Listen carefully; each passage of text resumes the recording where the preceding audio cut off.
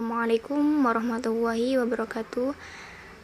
Perkenalkan, kami dari kelompok 9 akan menjelaskan tentang pandangan masyarakat Desa Pengabuan mengenai gender, perspektif Peter L. Berger dan Lukman. Di sini kami beranggotakan saya sendiri, Alvin Sokesi, dengan NIM 211055057, Nova Nur Eliza dengan NIM 211050040, dan juga Ananda Ashil Safa dengan NIM 211050074. Langsung saja, latar belakang mengapa kami mengambil tema tersebut, karena dalam pembahasan makalah ini kami mengambil tema gender, kepemimpinan perempuan, yang itu membahas tentang bagaimana peran perempuan dalam melakukan kegiatan sehari-hari, yang itu dianggap oleh masyarakat perempuan yang berhak untuk melakukan hal yang dilakukan oleh para laki-laki. Jadi bukan hanya laki-laki saja yang bisa bekerja, akan tetapi perempuan juga bisa. Nah, disitulah terbentuklah yang namanya pandangan masyarakat mengenai fenomena yang terjadi antara perspektif ulama fikih dengan masyarakat sekitar yang berbeda pendapat. Tujuan dari pengambilan tema ini adalah untuk menemukan konstruksi sosial atau pembangunan sosial yang terjadi terhadap kepemimpinan seorang perempuan. Apalagi pada zaman sekarang yang mempercayai atau mengakui adanya transgender antara perempuan dan laki-laki. Nah, di makalah ini, di presentasi ini kami akan menyebutkan bagaimana konteks konstruksi sosial yang terjadi di masyarakat Desa Pengabuan, juga melihat apakah ada konflik sosial juga di dalamnya atau semua menerima dengan baik apa yang sudah menjadi keputusan bersama saat menerima argumen yang berbeda. Langsung saja masuk ke konsep teori konstruksi sosial dari Peter L. Berger dan Lukman. Menurut Peter L. Berger dan Lukman, asal mula terjadinya konstruksi sosial itu adalah adanya dua hal. Yang pertama itu realitas, dan yang kedua itu pengetahuan. Peter L. Berger menjelaskan bahwasanya realitas merupakan suatu keadaan yang ada pada masyarakat dan itu terjadi secara nyata, juga diakui oleh masyarakat. Sedangkan pengetahuan di sini merupakan sebuah informasi atau sebuah pemikiran atau ide yang diketahui oleh seseorang sehingga membentuk yang namanya realitas sosial. Terus konstruksi sosial itu adalah sebuah tatanan konsep yang dimana pemahaman suatu ilmu dinilai dan disepakati oleh masyarakat dan dinilai menjadi kebenaran mutlak di masyarakat. Selain itu, konstruksi sosial tersebut tercipta dari proses interaksi antar individu dengan individu, kelompok dengan kelompok, atau individu dengan kelompok yang bersifat objektif dan terlihat secara indrawi. Contohnya, pulpen. Dari zaman dahulu, bahwa pulpen adalah benda seperti sumpit dan bisa digunakan untuk memberi tanda atau sebuah tulisan dalam secarik kertas. Dan itu pun sudah disepakati oleh semua orang atau kalangan masyarakat. Itu contoh kecil dari konstruksi.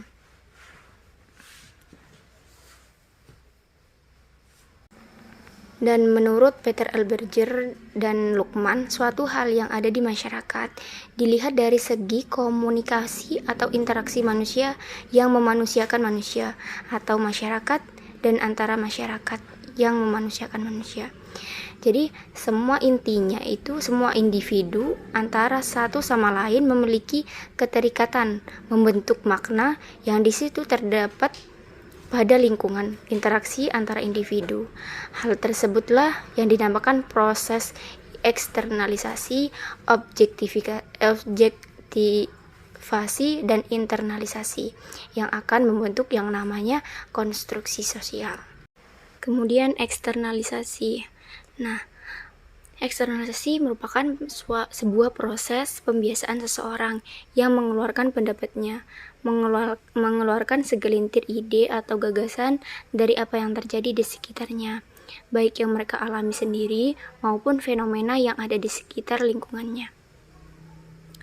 Eksternalisasi ini merupakan sebuah pemikiran masuk di dalam dunia masyarakat, itu baik berupa tulisan, bahasa, dan lain-lain. Dan juga sudah menjadi hal yang lumrah, menjadi kebiasaan manusia yang tidak luput dari pencurahan atas kondisi dirinya maupun sekitarnya. Dan proses ini merupakan proses terbentuknya suatu eksternalisasi, yang itu merupakan awal dari adanya konstruksi sosial.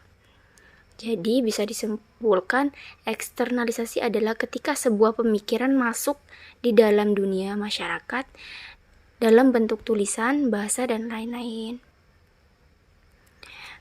Nah, eksternalisasi dari fenomena yang terjadi di masyarakat Desa Pengabuan itu adalah mereka yang berpandangan bahwasanya apa yang mereka kerjakan itu merupakan hal yang biasa.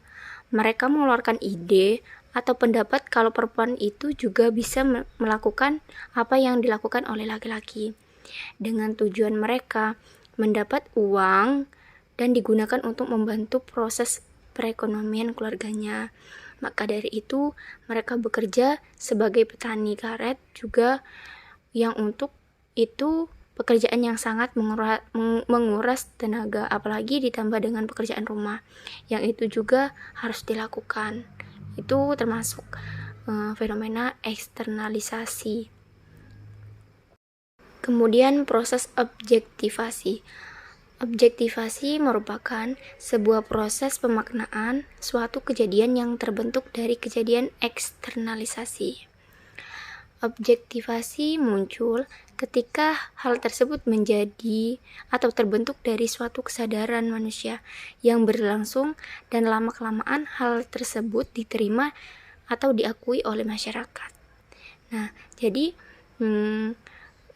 sesudah adanya ide, terus suatu proses kesadaran manusia yang itu lama-kelamaan diterima, itu merupakan sebuah proses objektifikasi yang itu muncul dari suatu kejadian eksternalisasi.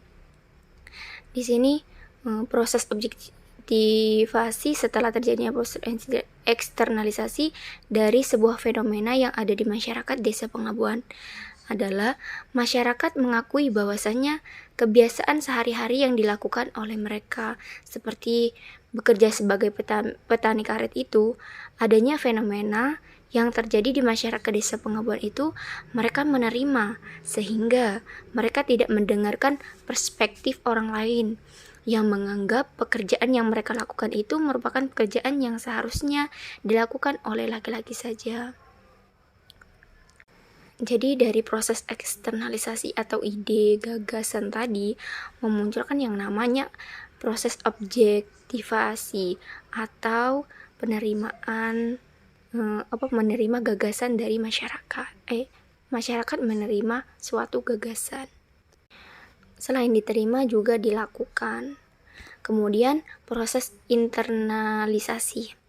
Internalisasi merupakan sebuah proses perlakuan yang di situ menyerap kembali apa yang sudah terjadi dalam proses objektivasi, sehingga masyarakat sadar akan fenomena yang sudah terjadi dalam lingkungan sekitar, baik mereka yang dipengaruhi oleh individu maupun dari pengetahuan atau pengalaman yang ada. Dari proses ide, terus menerima, terus proses internalisasi merupakan proses penjalanan atau perlakuan. Nah, di sini internalisasi itu terjadi ketika generasi berikutnya menerima sebuah kebenaran juga menjalani dari zaman sebelum-sebelumnya. Jadi tidak perlu membuat pemikiran terbaru karena dari generasi atau zaman sebelumnya itu sudah ada kebenaran. Jadi mereka menerima kebenaran yang sudah ada.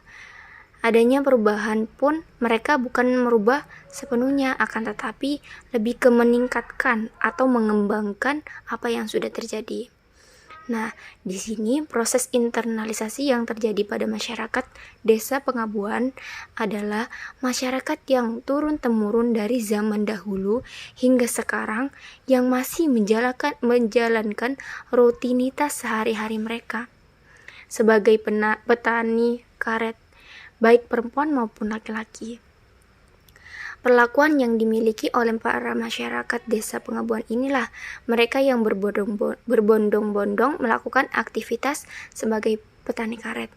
Adanya semangat yang luar biasa ditunjukkan oleh mereka demi mencapai tujuan yang diinginkan.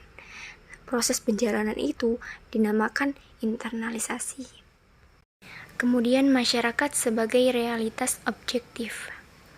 Masyarakat sebagai realitas objektif merupakan sebuah proses penemuan tanpa diawali oleh pandangan atau gagasan mengenai hal apa yang terjadi terhadap dirinya sendiri, yang di situ memandang terhadap suatu hal biasanya tidak ada pengaruh dari pemikiran seorang individu itu sendiri.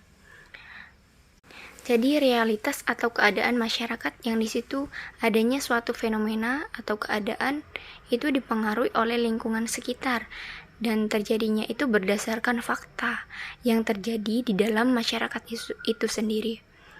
Masyarakat sebagai realitas objektif ketika masyarakat yang melakukan sebuah proses perlakuan atau kegiatan yang di situ dilakukan secara terus-menerus atau berulang-ulang, dan kegiatan tersebut dilakukan karena adanya pembiasaan dari perlakuan yang ada. Biasanya realitas objektif itu digunakan untuk memberikan informasi kepada seseorang tentang sebuah fenomena yang terjadi dalam masyarakat yang bersifat fakta. Contohnya, dari analisis gender di Desa Pengabuan Timur, terdapat masyarakat kaum perempuan yang bekerja sebagai petani karet. Jadi, tanpa keluar dari pandangan pribadinya, peristiwa perempuan yang bekerja sebagai petani karet tersebut memang terjadi di masyarakat Desa Pengabuan. Adanya pengaruh dari lingkungan atau temurun-temurun. Terus, masyarakat sebagai realitas objektif. Masyarakat sebagai realitas objektif merupakan suatu proses keadaan nyata yang ada di dalam lingkungan masyarakat, yang di situ mereka melakukan sebuah interaksi antara individu dengan individu, atau kelompok dengan individu, atau kelompok dengan kelompok, sehingga terbentuknya sebuah sosialisasi masyarakat. Dalam masyarakat realitas objektif, sebuah kondisi tersebut diterima oleh masyarakat, dijalankan oleh masyarakat, juga keadaan tersebut dipengaruhi oleh ide, pendapat, atau gagasan dari seorang individu atau kelompok yang lain. Masyarakat sebagai realitas objektif itu terdapat kelangsungan penerapan sebuah proses eksternalisasi, objektivasi, dan internalisasi di dalamnya. Contohnya, di Desa Pengabuan biasanya terdapat kalangan remaja perempuan yang ada di desa tersebut memiliki kecantikan yang disebut sebagai keturunan orang Cina. Bukan hanya perempuan, ada juga laki-laki yang ketika ia didandani dan memakai pakaian seperti perempuan, ia bisa saja mendapat pujian dari masyarakat yang berpandangan bahwa dia memiliki kecantikan yang melebihi kecantikan perempuan yang ada di Desa Pengabuan tersebut. Kemudian, penerapan teori Berger. Terdapat di Desa Pengabuan fenomena seorang remaja perempuan yang bekerja di luar kota berbeda dengan kaum laki-laki yang biasanya bekerja di desa itu sendiri atau tempat kelahirannya sendiri tanpa harus keluar kota. Perspektif masyarakat mengenai hal tersebut dianggap sudah lumrah dan keadaan tersebut tidak menjadi permasalahan bagi masyarakat sekitar karena mereka menerima kenyataan yang ada. Karena pada dasarnya kebanyakan pekerjaan yang ada di Desa Pengabuan itu bekerja sebagai petani karet atau tidak dengan kebun sawit.